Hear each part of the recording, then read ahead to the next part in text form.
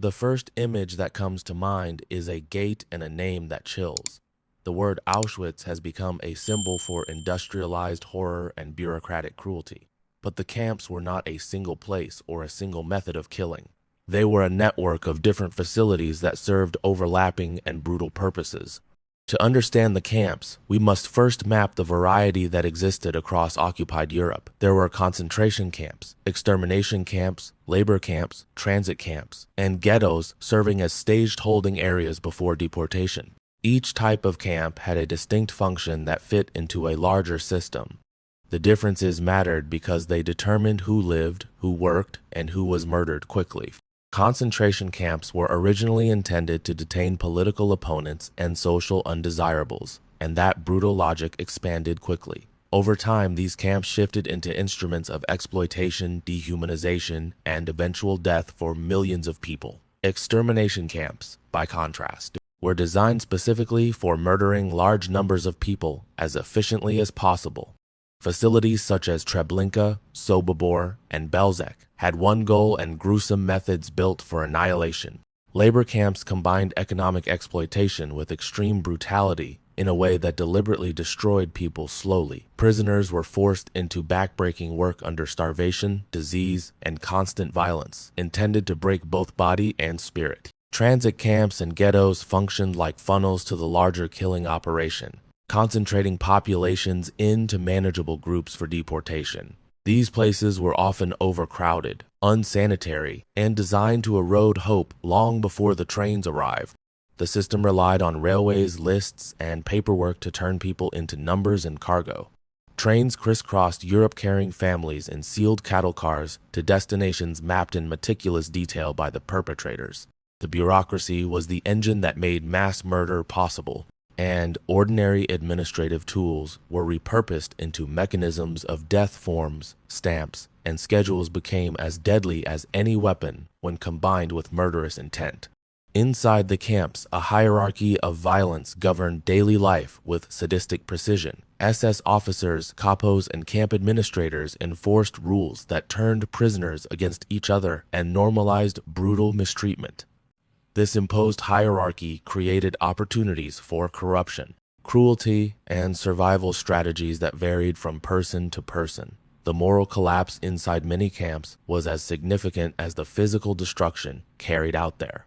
The machinery of systematic killing included deceptive practices meant to obscure intent and minimize resistance. People were told they were being resettled or deloused, as lies masked the real purpose of their deportation. This language of euphemism was intentional and chilling because it allowed ordinary people to participate in extraordinary crimes. It transformed criminal orders into administrative routines and obscured moral responsibility at multiple levels. Gas chambers and crematoria became the most horrific symbols of industrial extermination, and yet their existence demanded deliberate planning and resources. These facilities were engineered to kill as many people as quickly as possible without causing logistical collapse. The engineering did not occur in a vacuum. It was approved by officials, funded by budgets, and maintained by technicians who turned technical skill into a tool for mass murder. This is how modern systems of efficiency could be weaponized against vulnerable populations. Death by starvation, disease, exposure, and forced labor killed millions. In addition to the victims of gas chambers, the camps produced death not only through explicit techniques but also through neglect, deprivation, and systemic violence. This layered approach to killing complicated the moral calculus of survival and responsibility in ways that historians still dissect today. Each layer was intentional and deeply embedded in the system's design. Stories of individual prisoners reveal how fragile and contingent survival often was in the camps. Small acts of kindness, bartered food, or the chance of assignment to less deadly work sometimes meant the difference between life and death. Survivor testimonies also show how people held on to their identities, memories, and humanity in the face of systematic dehumanization. Those narratives are essential to understanding the human consequences beyond statistics and numbers. Resistance inside the camps took many forms, ranging from armed uprisings to covert acts of solidarity and sabotage. These moments of defiance were often localized and desperate, but they reveal a refusal to accept total powerlessness. Even in conditions designed to strip agency away entirely, people found ways to resist, record events, and preserve testimonies. Those acts complicate any simple story of victimhood and emphasize moral courage under extreme duress. The arrival of Allied armies in 1944 and 1945 began to reveal the scale of what had been hidden for years. Soldiers encountered emaciated survivors, piles of belongings, and sites of systematic killing that defied immediate understanding. Liberation was a chaotic and ambivalent moment for survivors who often faced illness, displacement, and the daunting task of rebuilding lives. For liberators, the moral shock triggered a responsibility to document, rescue, and seek justice for unimaginable crimes. Photographs taken by liberators and journalists became crucial evidence in documenting what had happened. These images, though limited, provided visual corroboration of survivor testimonies and paper trails that had been created by perpetrators. The visual record pushed the world to confront the reality of industrialized murder and shaped the immediate post-war decisions on trials and restitution. Those photographs remain difficult but necessary witnesses to history. The Nuremberg trials and subsequent legal actions attempted to translate moral outrage into judicial accountability. High-ranking officials faced prosecution, but many perpetrators escaped trial or punishment. Through various means, legal proceedings established important precedents in international law, including definitions of crimes against humanity and genocide. These legal frameworks remain a central part of the legacy of the camps and the global response to mass atrocity. Memory of the camps has become institutionalized through museums, memorials, and education efforts around the world. These places are designed to teach future generations about the mechanisms and moral failures that produced such atrocity. Memorials also provide places for survivors and descendants to mourn, reflect, and resist denial or distortion. Memory work is never neutral. It is an ongoing engagement with truth, history, and ethical responsibility. Holocaust denial and distortion have posed persistent challenges to historical memory and justice. Denial seeks to erase evidence and undermine the testimonies that hold perpetrators accountable in the court of history, education, rigorous scholarship. And survivor testimony function as bulwarks against revisionism, and forgetting the work of preserving accurate records and narratives is therefore both scholarly and moral in its urgency. The psychological aftermath for survivors included trauma, loss, and a complex relationship with identity and belonging. Many survivors rebuilt lives in new countries while carrying memories that would not fade with time. Their stories are not only about suffering, but also about resilience, rebuilding families, and contributing to public life in ways that insist on being remembered. Those lives refute any attempt to reduce people to mere victims or statistics. The camps also transformed the moral imagination of the post-war world in concrete policy ways. The founding of the United Nations and the adoption of a universal human rights framework responded directly to the scale of wartime atrocities. Those institutional changes were attempts to make never again more than idle words and translate horror into commitments to prevent future genocides. The link between memory and policy has remained fragile but essential.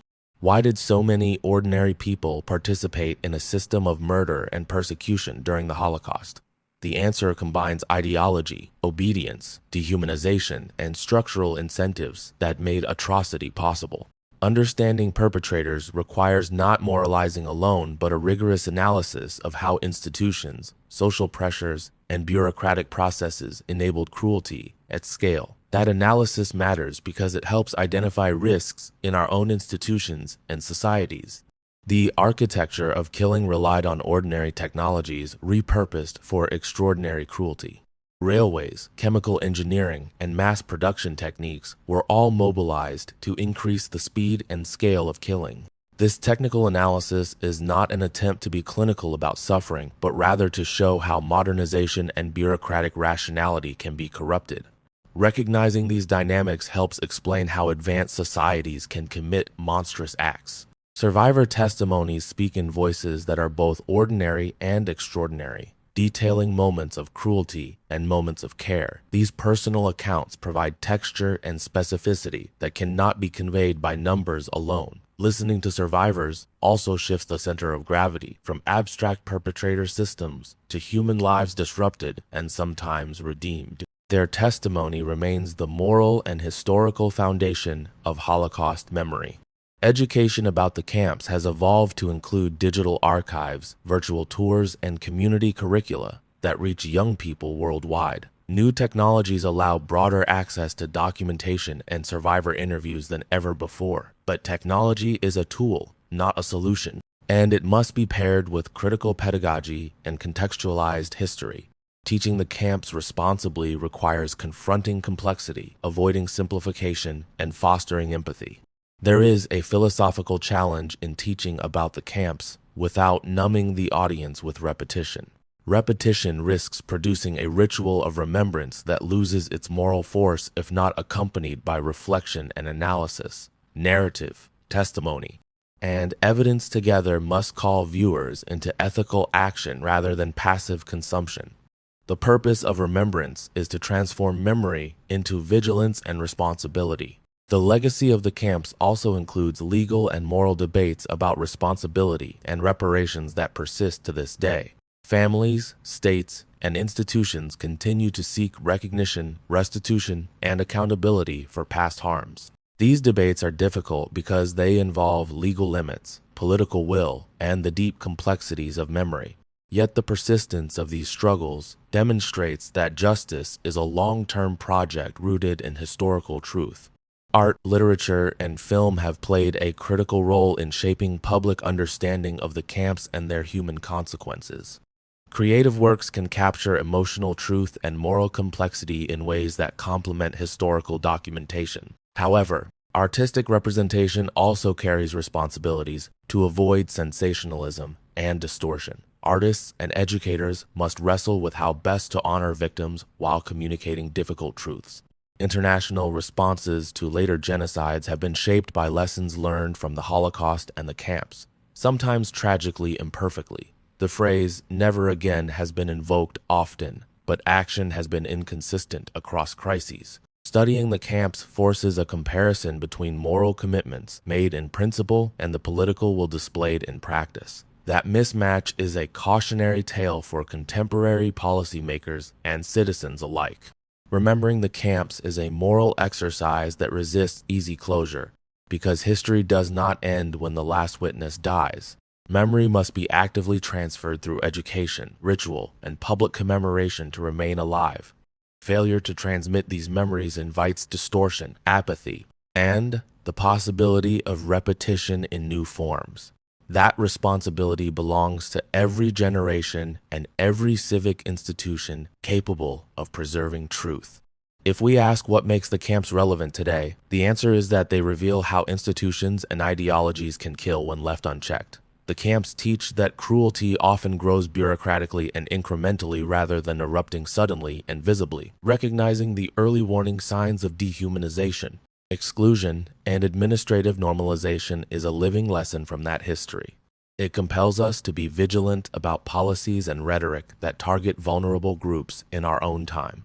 In honoring survivors and victims, we commit to a truth that refuses to be simplified into slogans or soundbites. The camps demand careful study and moral humility because they teach us about both human depravity and resilience.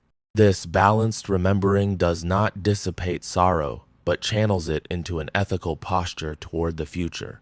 It insists that memory is a discipline, not merely an emotion. The final lesson of the camps is both grim and instructive. Modern societies can build terrible machinery with ordinary tools. Recognizing that possibility is not fatalistic but empowers prevention through law, education, and civic vigilance. By learning how the camps were organized and how they operated, we sharpen our ability to spot similar patterns elsewhere. The past becomes a guide for ethical action in the present and future.